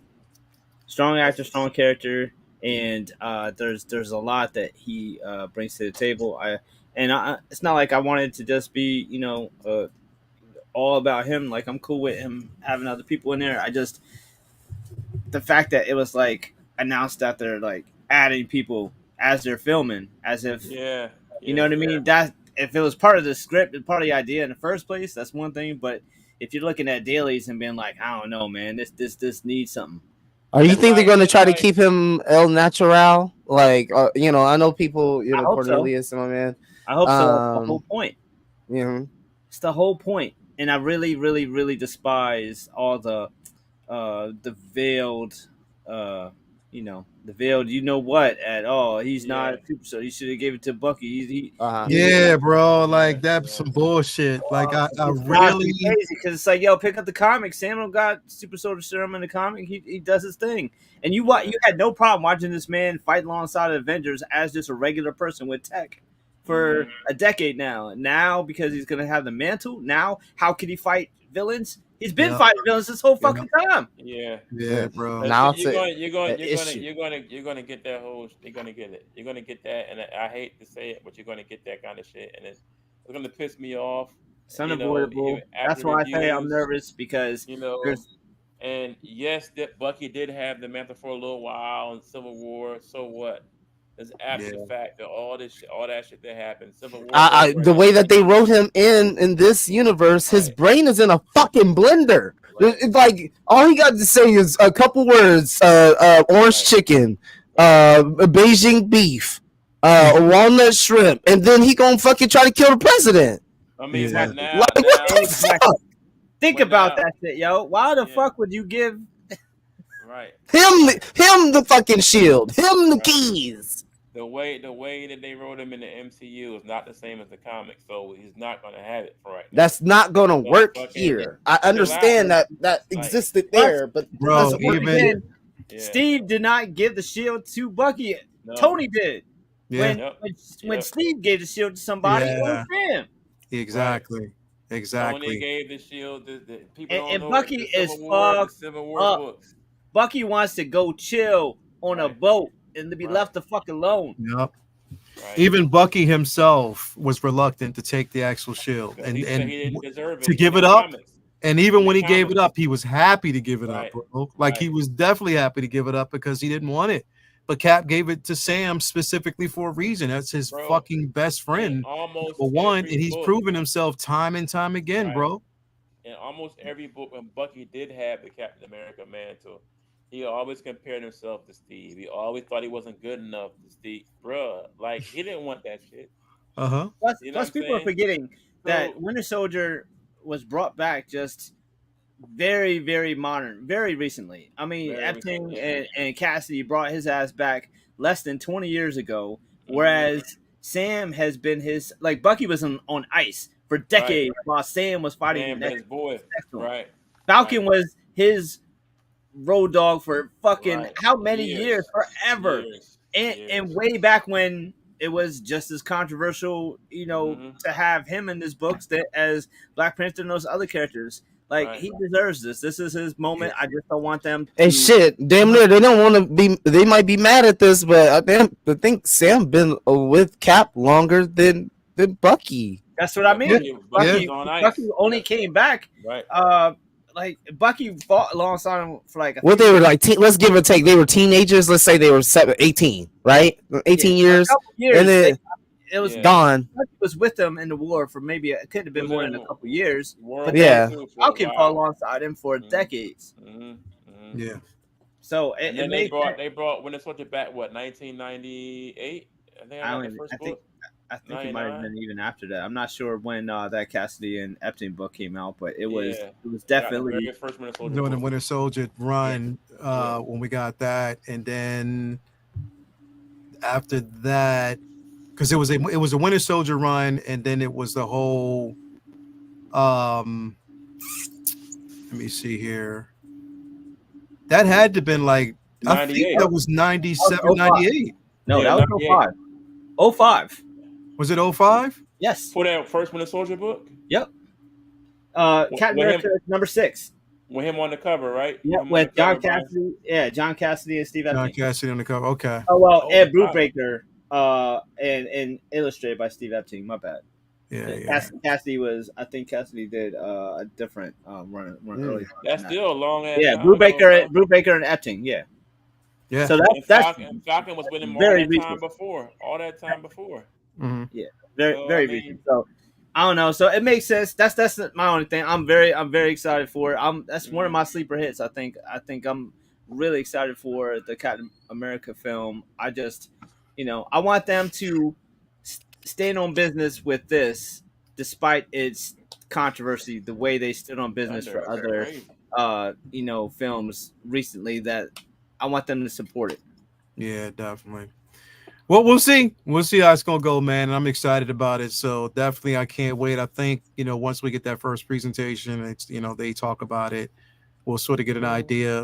It's going to be interesting to see where they go with it. It's going to be interesting to see how Thunderbolt Ross plays a role in this with Harrison Ford. It's going to be a decent film. I cannot wait. Moving on, though, I want to talk about the importance of this film, bro, because I don't think people realize how, we talk about your Deadpools, which I definitely, I want to see that movie. I can't wait to see it, but I think this particular film, the Fantastic Four, bro, in my opinion, it's a bit more, in my opinion, it's important that they show their hands and get this shit right. Like literally get it right, bro. You cannot fuck this up. Okay, they delivered or they revealed that this is set in a different time period, and then on top of that, it's a different universe. One theory was that, again, the possibility of Galactus actually destroying their world and bringing them in to our world. But it just depends on how they do it. I don't want a half-ass thing, but at the same time, bro, I don't want you to throw too much into the film without establishing. And the thing is, the one thing I don't want, bro, and this is going to sound crazy to say, is the approach to an origin story. Do you think we need it again? They're gonna do it. I feel like this is the perfect way to have your cake and eat it too when it comes to the original story. Because just like X-Men, Fantastic Four have that unique problem of they've been around for so long and are so established. How do you just drop them into the MCU? And since the Reality Stone with Thanos, I felt like they had like an option to make it where they bring in X-Men from another reality, or they bring in Fantastic Four from another reality, and then the Multiverse Saga gave us that opportunity as well with both franchises. I think that this is perfect because it lets us skip, even if they do some flashbacks or some bounce back and forth with their origins. It lets us avoid that movie where we don't get to see anybody actually know what they're doing until like the second or third film. Like it lets us skip past that. If they put us in a world where they're already the Fantastic Four, already have the team dynamic, already know how to use their powers, already are a threat, not a threat, but like powerful, then I feel like then once you bring them into the MCU, it's like they're already like good to go, and you can do that and still tell you can still have like bounce back, like Man of Steel type flashbacks to the cosmic rays hitting their ship and shit like that, without us having to spend the first hour of them and eating dinner in school and in the lab and doing all that shit. I don't think that we need that again. but I feel like this is a cool workaround. It gets us them in the 60s so that it explains their family values and their tone, because tone is very important with the Fantastic Four. Like they've literally been billed as Marvel's first family for a reason, because they're old school. They have old school family values. It's supposed to be a more like, retro type of feel book, and it always has. And every time they try to change that, it never quite works as well as when it's told like they're old school. So having them based in the 60s and then having to be in another universe to explain how, a way to tell the story in the 60s instead of having to worry about, well, then where the fuck they've been in MCU. It makes perfect sense, and there's lots of workarounds to get them from that universe to ours, because we're in the middle still of a multiverse saga. Like there's plenty of ways that they could get here. This could even tie into Secret Wars with incursions. So we'll see how that works. But I dig it. I like the premise. I've always felt like that would be one of the ways to bring in the X-Men, to bring in Fantastic Four, is just have them already be an existing entity on other universe, brought in, already ready to go. I agree, bro. Just have them there, ready to go. And this shit's funny. What the hell? This is funny. Let me bring this in real quick. Whoever did this, hold on, bro. Hold on. I gotta show you this. Oh no, bro! You got to zoom that in. Bro, whoever did this needs to. Wow. They just went to a space that I'm just like, come on, man. What is y'all doing? What are y'all doing, man? Like, what? Come on, no. But no, honestly, bro, like it has to be important to, Kevin, and then he put a lot of emphasis on this film, and his belief in the film and where it is.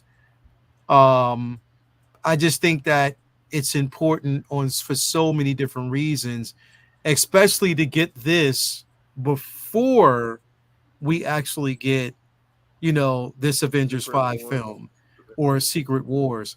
But my only fear is, bro, that they'll try to fast forward a tad bit too quick, if that makes sense. What, like put it out faster?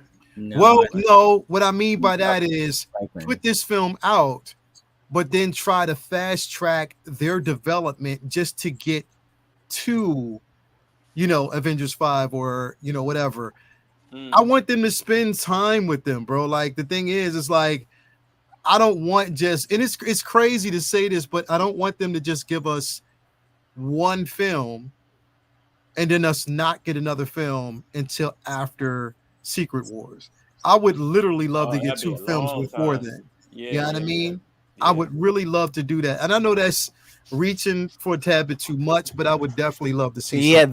That would build the cachet, the real convincing of these characters being who they're portraying, these actors being who they're portraying. And I mainly mean that for Pedro. I feel like everybody else is going to fit fine because, he's not. He's the one who has to prove himself, bro. Yeah, go ahead. Listen, that was a time that should be forgotten. But Sin City was better. What I'll say here is that I'm excited for this because this is Marvel's first family. This means a lot. Also being tangentially related to them through Spider-Man, what does that behold, right? And also Pedro's an ass. Pedro, my man. But for real, think about it. Going into Secret Wars, will there be any character that wasn't in the previous Avengers film who has two movies going into it? None of them. Oh wow! I feel like other characters will get weaved in, but honestly, Strange and Spider-Man, But no one who's been introduced since Endgame will have 2 films going into the sequel. Right? Because you got the new Hawkeye. You got Ironheart. Not none of them. Not Moon Knight, not She-Hulk, not Miss Moon Marvel, Knight, not nobody. She-Hulk. No. Yeah, none of them. They're gonna get woven in, and there's gonna be like a few of them that are gonna get the the name titled movies that will have that could be considered franchises within the MCU itself, like akin to the Thor and the Iron Man and the greatest trilogy of them all, the Captain America trilogy. I don't care what anybody says. The Captain America trilogy is the greatest trilogy. Right. I agree that is the best trilogy. Yeah, of course. Iron Man. We gotta give it the credit that the first movie was Jesus, but again, after all of that, still Captain America stands. It's what it brought us, bro, and that's the thing. I hope it hadn't woven himself into a corner and can't get out. But I think where they're going with this particular film is starting it, like you said, Vinny, making it a period piece for the 60s is the smartest way to go. It is. Who they are. It's who they are. It's who they are and where they started as a family, which makes so much sense. And to even see how Reed and his technology is so far advanced, but made for that time. You know what I mean? Like one of the dopest parts, like I always say, like one of the dopest parts of Captain America, the first Avenger, was when they actually went to one of the very first Stark Expos, and they saw him developing the car. Yeah. That shit was dope as fuck to me because it was him being ahead of his time, and you seeing his development. You had a human torch. Entranced, bro. I was entranced. I just love the period time. That's one of the reasons why. Just being the period. Someone who loves history and studied in college. Like, man, like to have that woven into Marvel Comics. And I know that back in those days, they were asked to do propaganda. There's an actual history with Marvel even DC Comics as well. Putting Hitler on there, getting his ass fucking beat. You know what I'm saying? Like they used to do a lot of that. Morale boosting. Those guys out there reading it. Plus, the 60s were a period of time where the country was obsessed with space and going to space. And being about being the first and being the first space, being out. Like now, as a society, like it's almost like we don't give a fuck what's out there. We're just worried about ourselves and what we got in our hand. We really only worry about them aliens that we think we see here. I don't think people are really. Now the government's like, yo, all right, cool, we got aliens, and everybody's like, yeah, whatever. So anyway, nobody even fucking cares anymore about space. But like, who was the score of the game yesterday? Bro, the stuff they say right now about the whole alien shit would have got you killed like 20 years ago. Yeah, you know what I mean? Or off like 20 years ago, and we don't even. I mean, we live in a post X-Files society, so it's like anything's gonna fly nowadays. Yeah. Back before that show came out, like shit was almost fucking taboo. I think it also lends to, because obviously one of the things that they will, I'm sure, do a good job of getting across is how intelligent Reed is, and then when you see somebody from the 60s working on designs that's futuristic for even the current Marvel films, I think that adds even more credence to how intelligent he is. And I feel like that's something that they better like drive home, because he's not a powerhouse because of his, stretching abilities. He's a powerhouse because he can think of a way, no matter what, to come up with some weapon or some way to defeat you. I want to get Supermind. If they give us the ultimate nullifier in this, bro, it's over. Bro, I want to get back to it not being a debate on who the fuck is the smartest person in Marvel. Like that used to know. Like, no, you couldn't argue that, and you couldn't just have, like, nowadays it's just like Marvel will put out a press release saying, "Oh yeah, we just created this character. They're the smartest person in Marvel." Like, we said so. Like, no, it used to be feats. And this motherfucker used to come up with some off the wall shit every single month to prove why he's the smartest. Now they just tell you somebody is. Like, that don't count. You got to show me. Bro, and the dope is they had an interview with Pedro Pascal, and what he said was, and it was dope because he said the thing is him growing up, reading comics, being a fan of just mainly the lore. Remember him and his dad would actually go to the comic shop and stuff like that. He said what fascinated him about Reed Richards, even back then, like you said, it wasn't his power. It wasn't what he was able to relate to others. It was his intelligence and how his intelligence was also fed off of his need to protect his family. To make sure, and family came first to him. But it is how intelligent he is as a character. And I hope the thing is, even with the first couple of films that we've gotten and seen the level of intelligence and how smart he is. But I don't think that they tapped into it as much as they should. They didn't tap into just how creatively intelligent he is when it comes. They've basically just like in the films, it's just like he's a really smart scientist, and they haven't been creative enough to show you the different ways that that's true. And the other thing that is going to be a challenge, especially for this actor, Pedro Pascal is so fucking likable that to me, a lot of people are like, "Oh, people are just shitting on him being Reed because they're racist." It's like, no, this motherfucker has spent the past 5 years or so winning America's heart of being just the most likable guy, and Reed is not a likable guy. He is obsessed with his work. He's like the hottest bitch, and he's barely worried about her. He's got the whole world in his palm of his hands, and like there could be a robbery right outside his building, and he will like walk right past it because he can't wait to get back to work. Like he don't give a fuck about nothing but his experiments. That's all. He's obsessed with his work. That is so important to the dynamic of this family because that is his Achilles heel. Like that's his character flaw. He's so smart. That's his, like, honestly, that's his wife, his work. That, and I hope they and not to say like he's a complete asshole, because it takes Sue to be like, babe, oh my bad, I'm sorry, I'm coming. Like it takes her to like snap him out of it. But that's the issue. That's his thing. That's his weakness. I want them to explore that and explain just like how that's who he is. That's what you have to worry about with him. But yes, man, he has to be the smartest motherfucker in Marvel, period, because that's what he is. He's the GOAT. He's the smartest. Simple. Yeah. I think everybody else's tones and presentation, as they are portions of the family, are a little bit much easier to nail on screen as far as Quinn, compared to Reed. Everybody else has pretty much been their character in other projects. Like Man from the Bear, that's fucking Ben. There's Ben Grimm. That's fucking Ben. He don't even have to try. That's just who he like.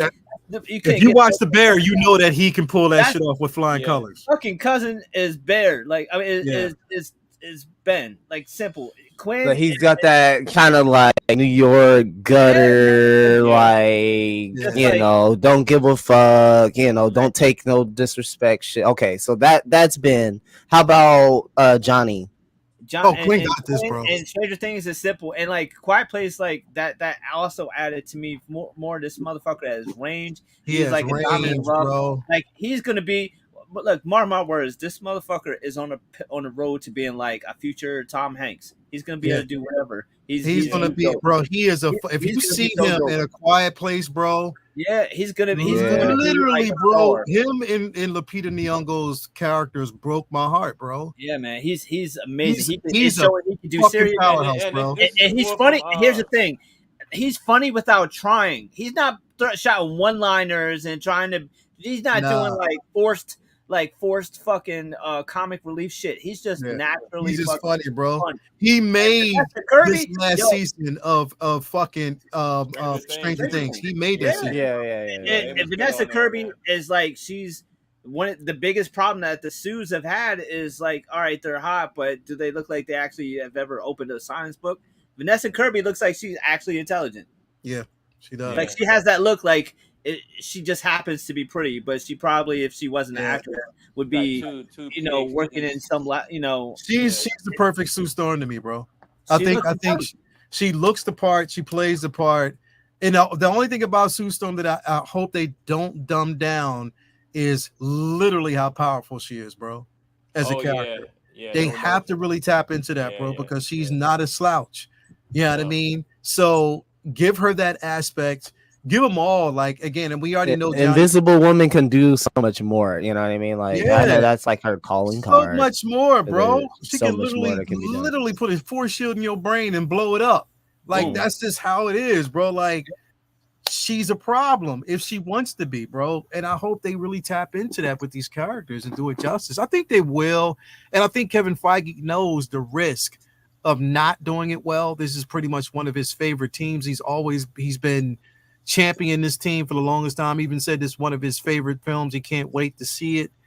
You know what I mean? So here's where they got to be excited. It's like they've obviously had issues and have been struggling with these female roles in films, and a lot of that is because their best females were tied up.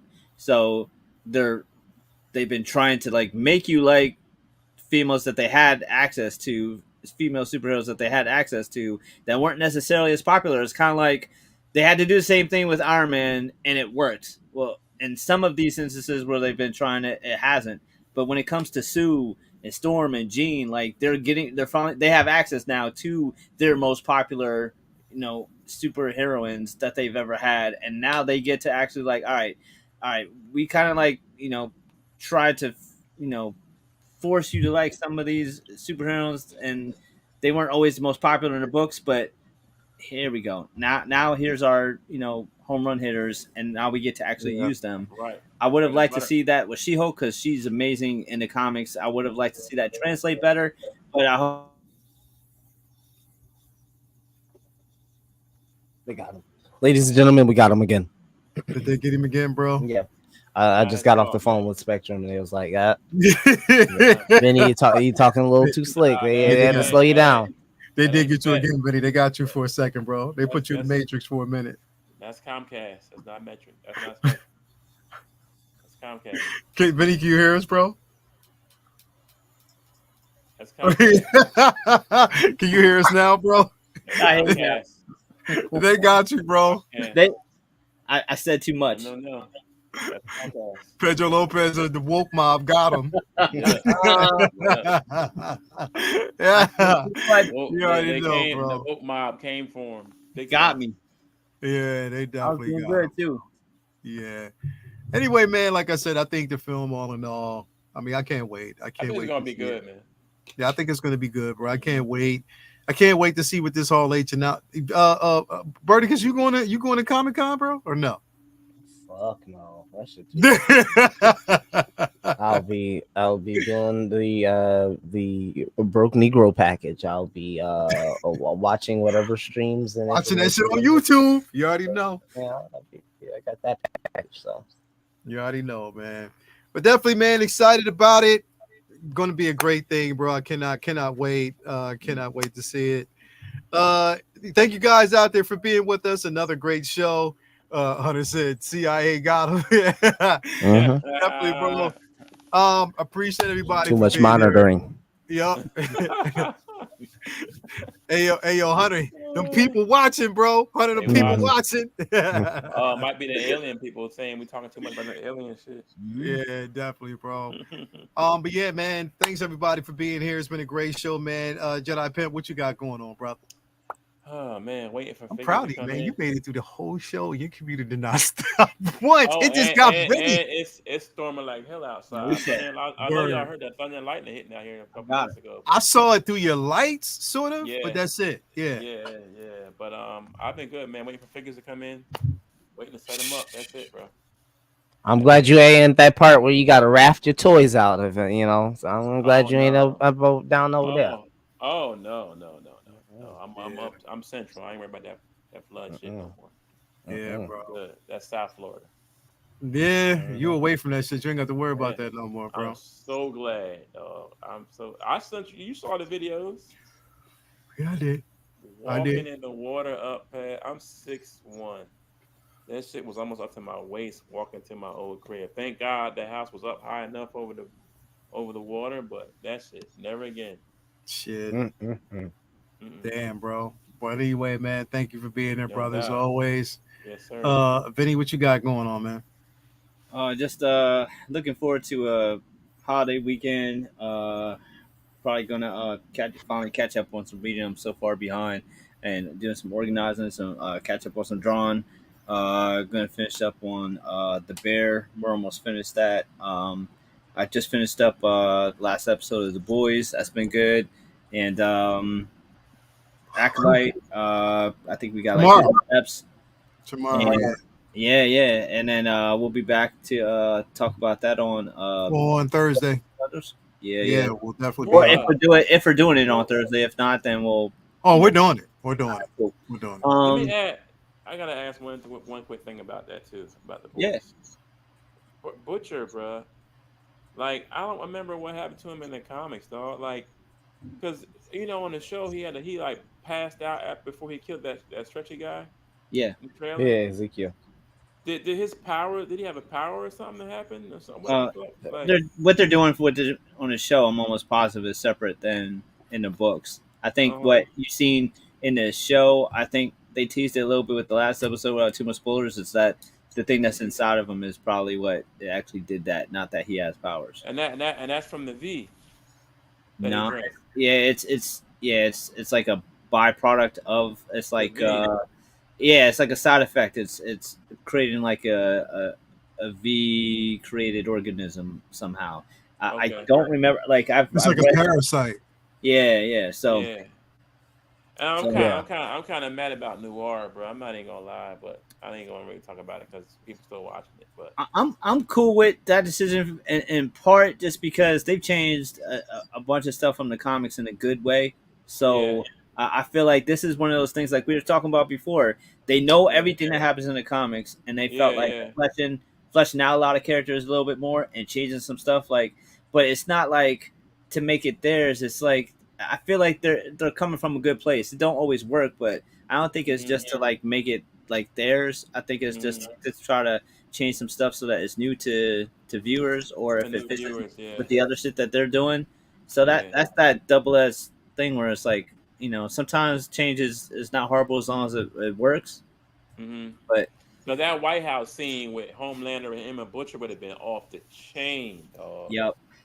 Oh, wait. Is this the last episode? When did the last episode drop?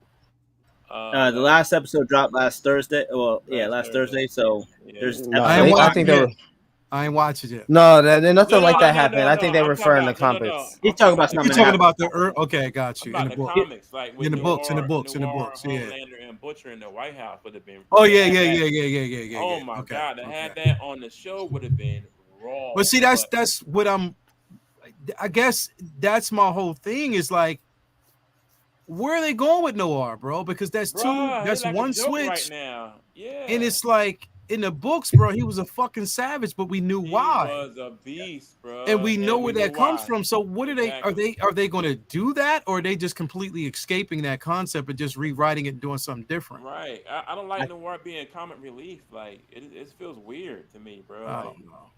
I think it's a creative decision to keep us in the dark, like the public in the dark. I think it's intended to be like, so every time you see him, it's like, wait, when are they going to explain it? They just brought him in with no reason. I think that is intentional. Kind of like if you're watching a TV show and they bring in a new Vivian. You know what I mean? It's like, hold up, where's Aunt Viv? I think that's what we're supposed to be going through. You're supposed to be watching it like, hold up, who the fuck? I think they'll tell us for sure. I think that it's intentional that they are. It's almost like an inside joke, like they're fucking with us because they know they'll tell us right before they kill him again. Yeah, pretty much.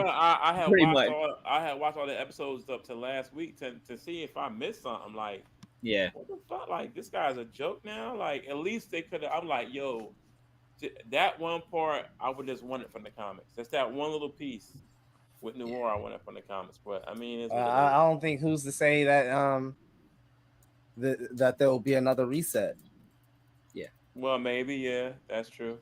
He could be the new Kenny, like just keep dying and coming back, coming back. That's true. And you get different personalities every time. Different personalities. Bring somebody back in to play the role, And that might be what happens. They might just have him keep dying and then coming back and never explaining it until like a couple seasons, and we get to see like a room full of Noirs.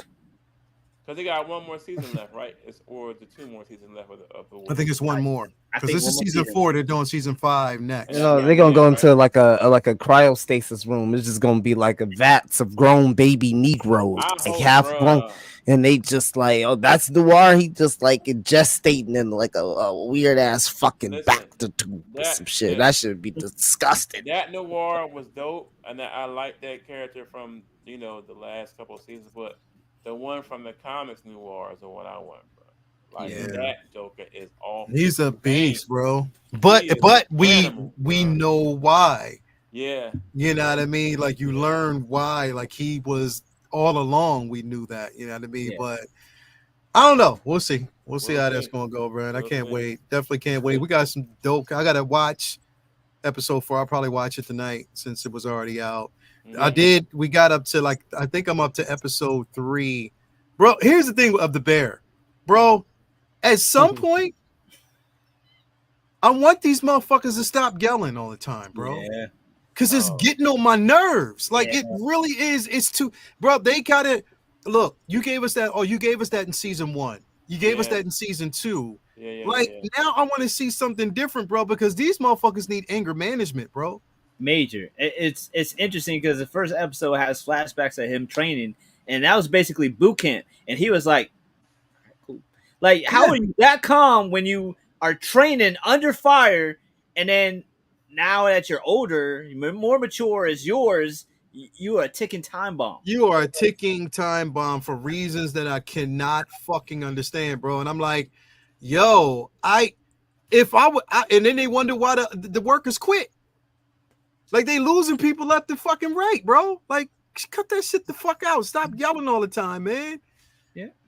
Yeah, bro. I don't know. That's the bear. Yeah, bro. Anyway, I'm gonna definitely watch that later on. Hoperticus, brother, what you got going on, man? What's going on with you, brother?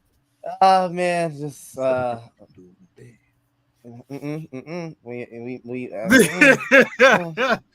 y'all ain't hear that. We gonna do that. We gonna be her less today. I ain't gonna say the name. All right. Anyways, just blessed, man. We got 2 more days before the weekend. It's a very, very short work week, so I'm very, very excited for me. Work week. Yes, yeah. Very short. Whatever, man. You go over there, go golf, man. 2 more days, and then it's gonna be July the 4th for your ass, man. But I'm the biggest hater right now for this week, at least. Anyways. What else do I have going on, man? I just got a couple pieces or accessories in from Toy Anxiety. Shout out to them, man. They are quick as fuck. I'm waiting for that red and blue head sculpt to get pointed out over there. I'm hoping I'll be fast. So very nervous about that because I'm trying to get that Tom Holland head sculpt, put it on my integrated suit.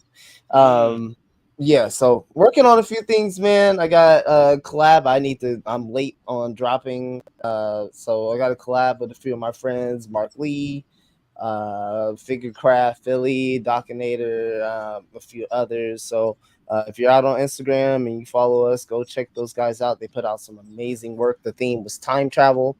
So all of our figures are, time traveling. We got like Marty McFly with Terminator, and I did something with Noir Spider-Man and Classic Spider-Man. So that tickles your fancy. Go check that out. Otherwise, you guys already know the rotation: Monday, Wednesday, and Friday. Here on Monday, right now, Comic Book Talk with Friends, and of course, Wednesday, you join us on another episode of Say What as the world turns with hot toys and everything 6 scale. Very excited to see what pops out this week as we inch ever closer to the monumental release of Deadpool and Wolverine. And of course, you guys already know Friday, the People Show, the show that happens on Friday. That is Figure Flex Friday. And of course, you guys already know we're in the middle of our competition with, of course, Summer Madness. So sponsored by our friend over there, Hawkworth Toys, Ray. As you guys already know, if you shop with Ray, you get the figure you want and a comic with a sticker to boot. I mean, what else could you ever want with buying these figures, man? So of course, we're really excited to see what you guys come up with this week as we move forward. Definitely, bro. Definitely.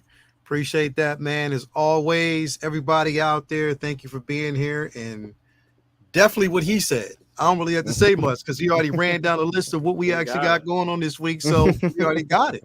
Nothing else needs to be said. Let's go. Anything drop, you know there's going to be an episode of The Corner. But besides that, he already gave you what it is. You already know what the schedule is. So we're just going to keep on rocking, keep on rolling. Everybody out there, if we don't get a chance to talk to you next couple of days, happy the 4th. Hey, never milk a goat you can't catch. Right? No, never milk. That part. Think on it. You already know, bro. You double back on me. Yeah, right. Definitely, brother. Anyway, thank y'all for being here. Love y'all. Again, until next week, make sure you support your brick and mortar, get you some comics, and read. Read some Independence on Independence Day.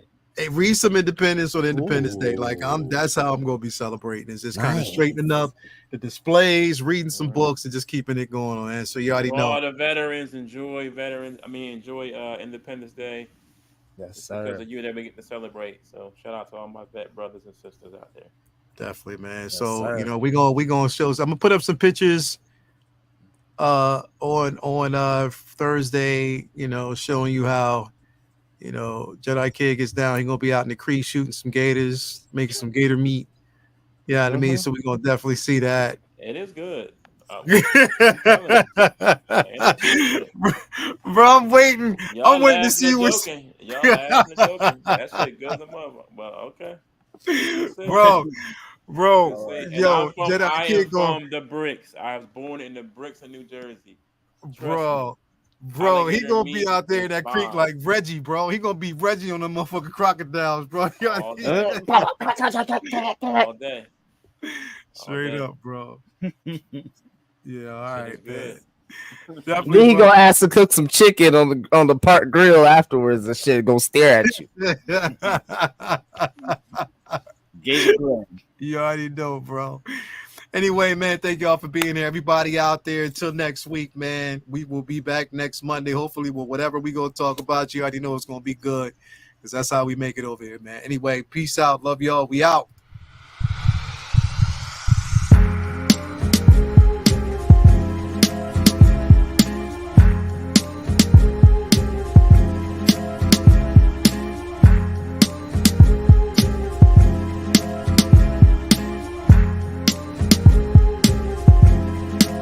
Amber Heard shitted on that man's bed.